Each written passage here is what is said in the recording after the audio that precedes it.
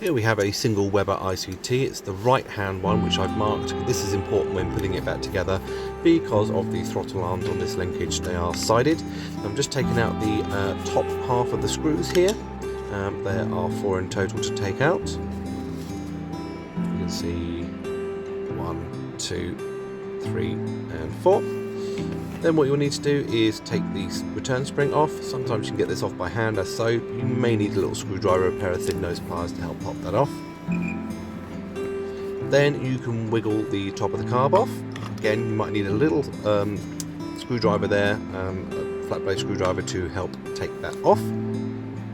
So I'm going to be paying very close attention to the float and the needle, but what I first need to do is take this pin out. Again, it might come straight out like that, or you might need a punch or a small screwdriver to help you take it out.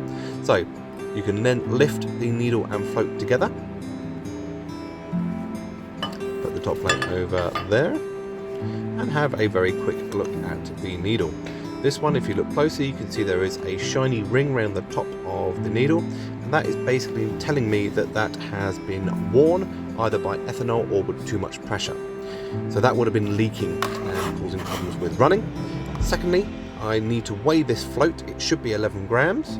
Anything over 11 grams, such as this, which is 12, basically means the float is porous and has been boiled in the fuel and will always be overfueling. The correct one should be 11 grams. That is a brand new Weber float, and that is perfect.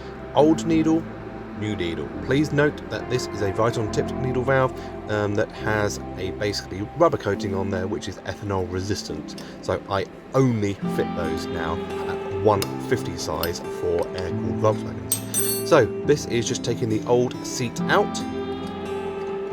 10mm spanner.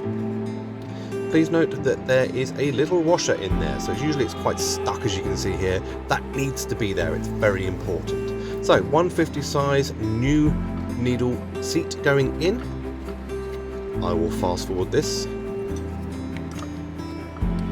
Just hand tight on there, doesn't need to be overly tight.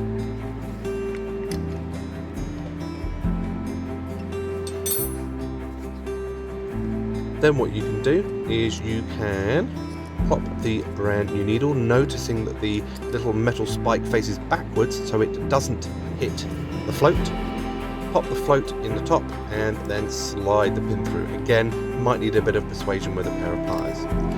Once that's there, check the operation, make sure it goes up and down. Standard floats that come from Weber will be a bit bent and have way too little float height.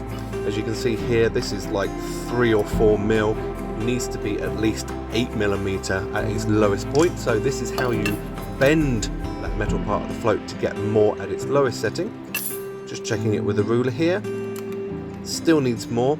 The ruler needs to be on top of that gasket, so you measure it with the gasket, the 8mm. So you pop the float down, measure that lowest point, that little gap there, and that should be 8mm at its lowest point.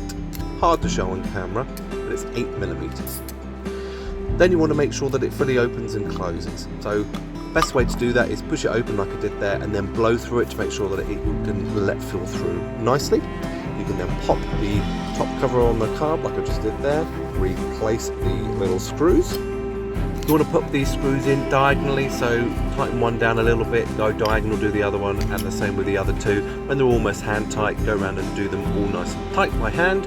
Pop this little spring back on, the return spring, and make sure you've got the correct return. One thing I fit to all my Weber ICT builds is heat spacer gaskets. What these do is stop unwanted heat travelling from the cylinder head through the manifold into the carburetor and boiling your fuel when you've turned your engine off. That is why these floats were porous and overweight, so fit these and that will not happen to you.